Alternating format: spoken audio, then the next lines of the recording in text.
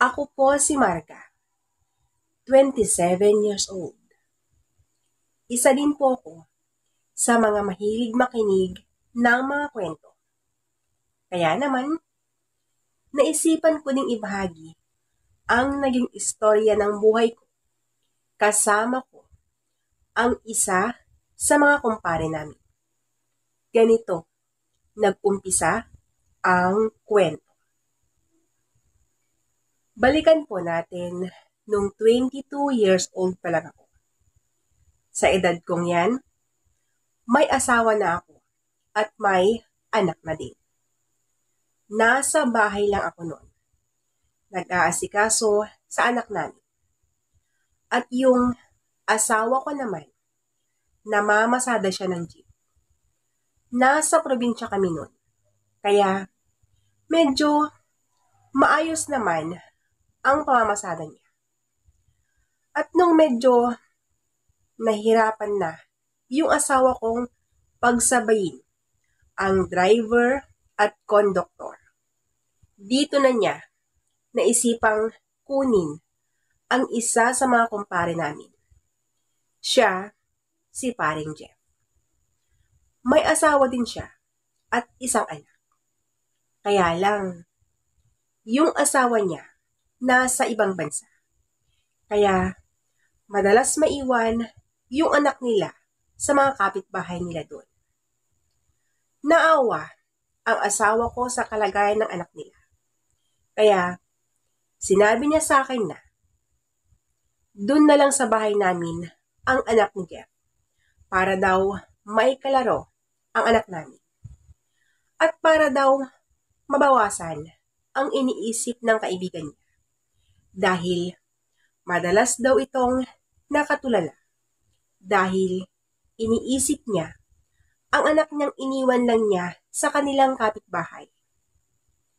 Naawang asawa ko pag ganon ang nakikita niya. Baka daw kasi ano pa ang mangyari kay Jeff. Kaya naman, sinabi na niyang dun muna ang anak ni paring Jeff sa bahay namin. Mas okay daw yun dahil alam daw nilang maalagaan ko ng maayos. At dahil sa kagustuhan kong may kalarong anak ko, pumayag na ako. Masaya si paring Jeff dahil pumayag ako sa sinabi ng asawa ko. Mula nung araw na ako na ang nagbabantay sa anak ni pare, naramdaman at napansin kong lalo pa siyang naging malapit sa akin at madalas na din siyang bumili ng mga pasalubong para sa akin. Nalabis ko namang kinagulat dahil sa mga ginagawa niya. Nung time na tinanong ko siya kung bakit niya ako pinibigyan, ang sabi naman niya noon, maliit lang daw na bagay yung ginagawa niya dahil sa pag-aalaga ko sa anak niya. Dahil sa mga sinabi niya, nawala na yung mga pag-aalinlangan sa isip ko. Hindi ko na binibigyan ng halaga ang pagbabago ni paring Jeff.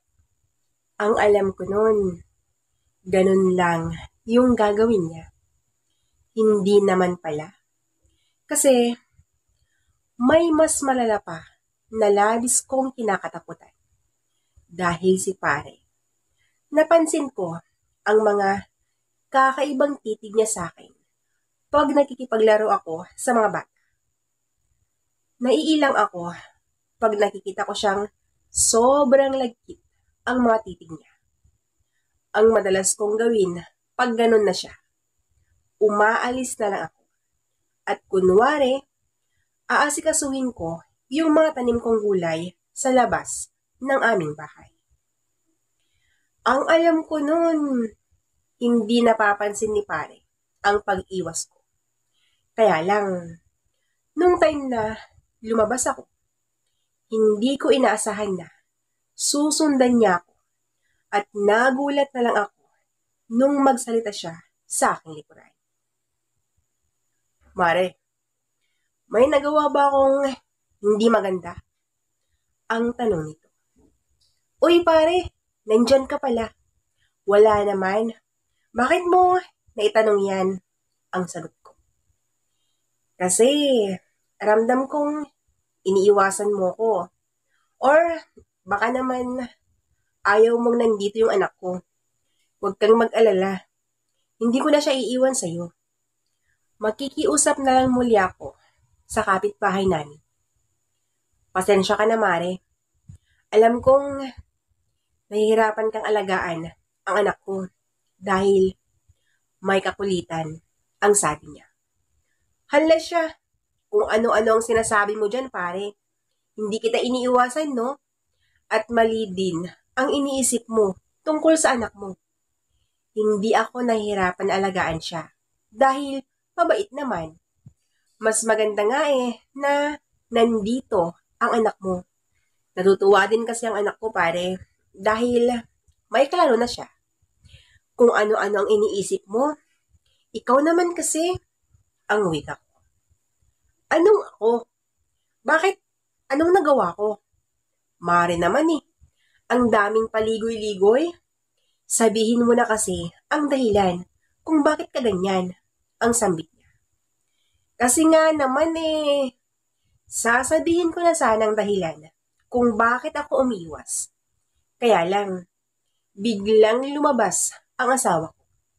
At niyaya niya si pare papasok sa loob ng bahay. Pumasok na nga ang dalawa at naiwan akong napapangiti na lang. At habang nasa labas ako ng bahay, nakita ko ang isang lalaking nakatayo sa tapat ng aming bahay. Ngumiti siya at kumaway. Hindi familiar ang mukha ng lalaking yun. Kaya, dali-dali akong pumasok sa loob ng aming bahay. Nakaramdam ako ng takot nung nakita ko ang lalaki na yun. Nung nakapasok na ako sa loob, yung takot na aking nararamdaman, hindi yun naitago sa magkumpare. Lumapit ang asawa ko at agad niyang tinanong kung bakit ganon ang reaksyon ko. Mahal, okay ka lang ba? Anong nangyayari sa'yo? Ang nagtataka at halatang nag-aalala ang asawa ko. Kasi nga naman, mahal, may nakita akong lalaki sa tapat ng bahay natin. Ngumiti siya at kumaway. Hindi ko siya kilala. Kaya natakot ako, ang sagot ko. Ay oo nga pala, mahal. Yung kasamahan namin yun. Nakalimutan kong sabihin sa'yo. May pupuntahan pala ako ngayon. Isasama ko sana si pare. Kaya lang, naisip kong wag na lang. Kasi baka bukas pa kami makakabalik. Pasensya ka na, mahal, ha? Kailangan ko nang umalis. Nakakahiya naman dun sa kasamahan namin pag maghihintay pa yun ng matagal. Oh, paano yan, pare? Ikaw muna ang bahala sa mag-ina ko, ha? Kung pwede lang sana, pare, bukas ka na lang umalis. Nag-aalala kasi ako pag wala silang kasama dito. Alam mo naman, pare, marami pa rin ang umaaligid sa asawa ko. Kahit alam nilang may asawa at anak na.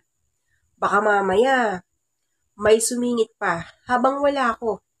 Sige na, pare. Mahal, aalis na ako.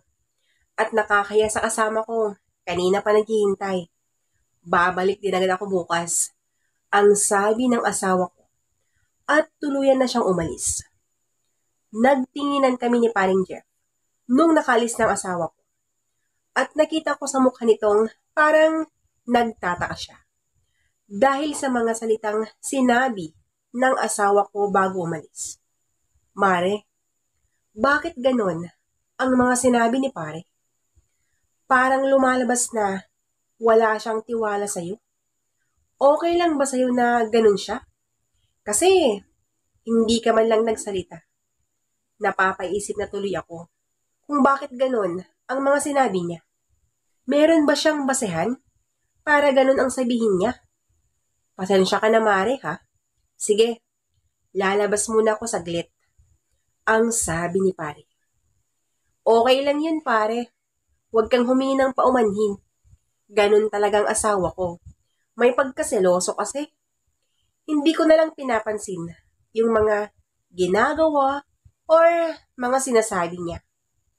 Ayaw ko kasi ng away. Kaya mas maganda na yung manahimik na lang ako kaysa magtalo pa kami. Eh, ikaw pala pare, hindi ka ba ganyan sa asawa mo? Lalo na at nasa ibang bansa siya. Ang sagot ko. Mare, alam mo, seloso din ako. Pero hindi ko sinasabi sa asawa ko ang mga salitang gaya ng mga sinabi ni pare. May respeto ako sa asawa ko. At syempre, malaki ang tiwala ko sa kanya. Kaya, kahit isang beses man lang sana, hindi ako nagbitaw ng ganyan na salita. Masakit kasi, yung alam mong walang tiwala ang asawa mo. Hanggat maaari, ayaw kong manakit mare, lalong-lalo na sa asawa ko. Nasa malayo siya para sa amin. Mahirap mag-isa sa ibang bansa. Kaya, ayaw ko siyang bigyan ng dahilan para mag-isip ng hindi maganda. Ang sabi ni pare, ang bait mo naman pala pare, buti ka pa. Samantalang yung asawa ko, wala siyang pakialam sa aking nararamdaman. Hindi man lang niya iniisip na nasasaktan din ako. Pero, gaya nga ng sinabi ko kanina, hayaan ko na siya kung dun siya masaya. Wala akong magagawa. Basta, ayaw kong makipag-away. Ayaw kong pag-awayan namin ang bagay niyan, ang sabi ko. At habang nagsasalita ko, napansin ko ang mga titig ni pare na sobrang likot at sobrang lagkit na nakatitig sa akin. Hindi ako sanay na ganon si pare. Kaya, mas minabuti ko na lang ang tumayo at agad na akong nagtungo sa kusina. Pare, dito ka muna ha. Magluluto muna ako. Baka kasi nagugutom na yung mga anak natin na abala sa kanilang paglalaro. Ang sabi ko kay pare. At tumayo na ako. Pumunta nga ako sa kusina at inihanda ko na ang mga lulutuin ko. Abala ako sa paghihiwa ng mga sibuyas at bawang nung naramdaman kong hinawakan ni pare ang kamay ko. Ako na dyan, baka mamaya masugat pa yung kamay mo. Ikaw muna ang magbabantay sa mga bata. Nandun sila sa kwarto nyo. Nakita kong pumasok sila doon. Dala nila yung mga laruan nila ang sambit niya.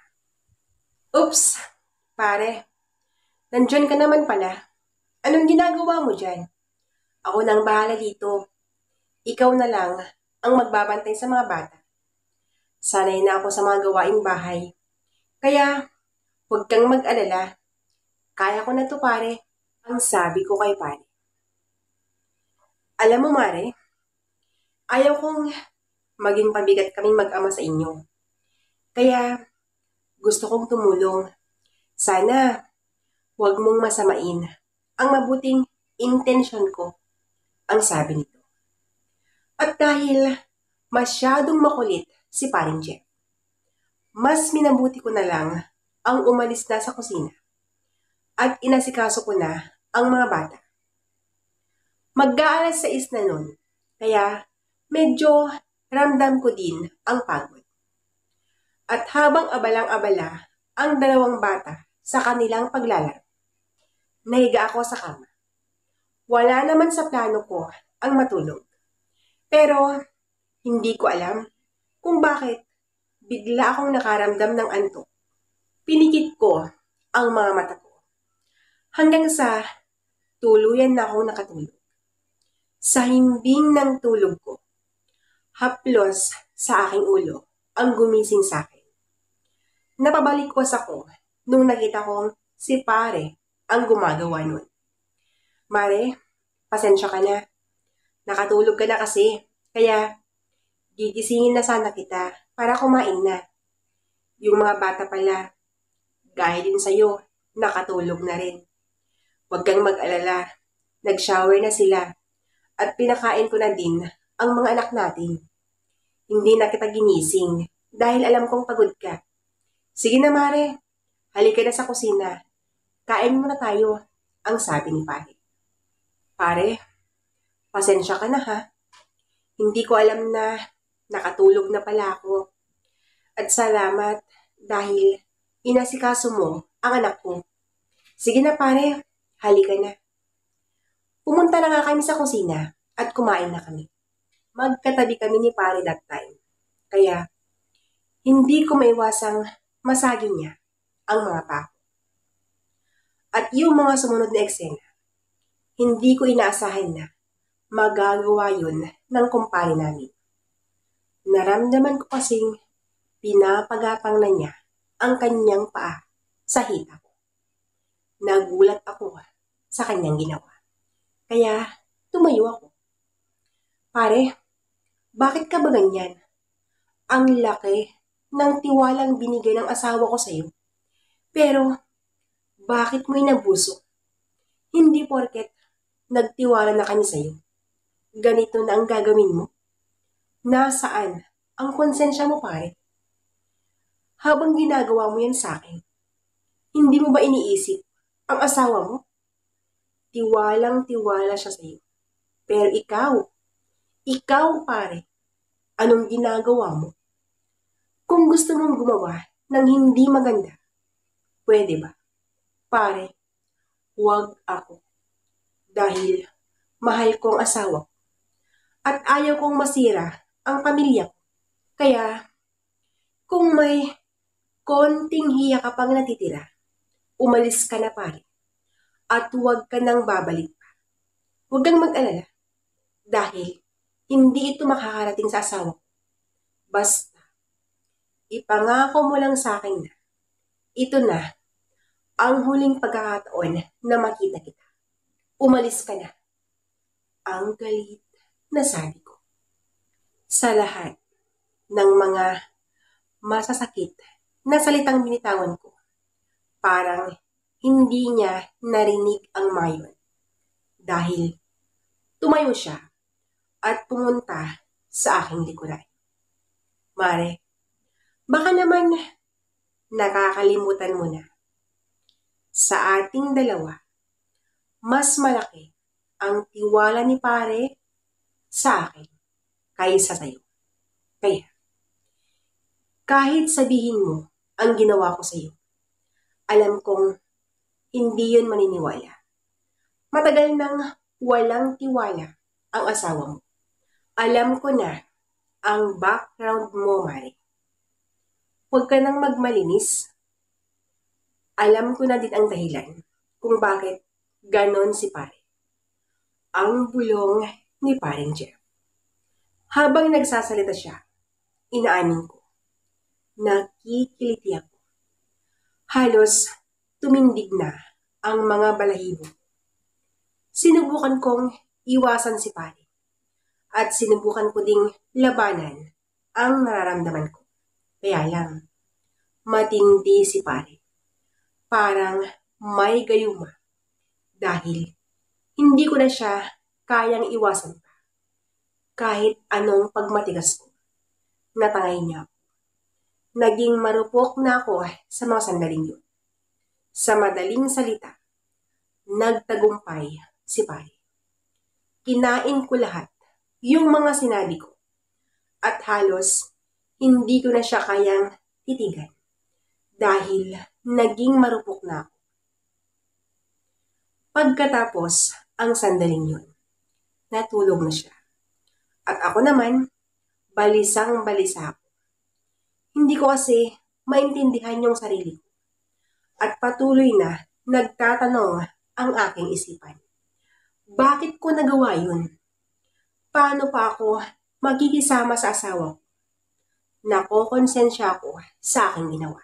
Kaya, nagdesisyon akong umalis na lang sa bahay namin. Umuwi ako sa bahay ng mga magulang ko.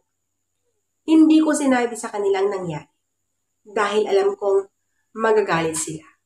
Pero, sadyang ang lihim ay hindi kayang itago ng panghabang buhay.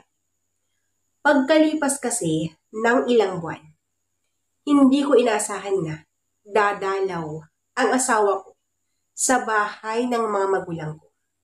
At dito niya sinabi ang lahat sa akin. Alam ko na ang nangyari. Mahal kita. At kaya kong kalimutan ang lahat-lahat. Alang-ala sa anak natin. Pero, ang gusto ko lang sana, mangako ka sa akin na huwag mo nang ulitin ang ginawa mo bago ka gumawa ng hindi maganda. Sana, isipin mo muna ang anak natin. Nag-iisang anak lang siya. Huwag mo sanang sirain ang kinabukasan niya. Hindi na ako babalik pa sa bahay natin. Dito na tayo magsisimula ng panibagong buhay. Ang sabi ng asawa ko. Hindi ko alam kung ano ang isasagot ko sa asawa ko. Dahil talagang nahihiya at nakokonsensya ako sa aking nagawang pagkakamali. Nagpasalamat ako at humingi ako ng tawad sa kanya. Ang sagot naman niya nun, kalimutan ko na daw ang nangyari at magsisimula na kami sa panibagong kabanata ng aming buhay. Nung time na yon, hindi na nga bumalik ang asawa ko sa dating bahay namin. Nagpatayo kami ng bahay, malapit lang din sa bahay ng mga magulang. Tumira kami sa bagong bahay namin na para bang walang nangyari. Pinilit ko na ding kalimutan ang nangyari sa amin ni pare. Dahil gusto ko nang mag-focus sa mag-ama ko. Yung mag-ama kong tunay na nagmamahal sa akin. Sa ngayon, maayos na ang aming pagsasama ng asawa ko. Nung tinanggap niya akong muli, hindi na muling naungkat pa ang nagawa kong kasalanan. Bilang kapalit sa mga kabutihang pinapakita at pinaparamdam ng asawa ko, hindi ko na hinayaan na muling magkasala pang muli. Tama na, yung isang beses na nagkamali ako. Dito ko na po winawakasan ang istorya ng buhay ko. Lubos na nagpapasalamat, Marga.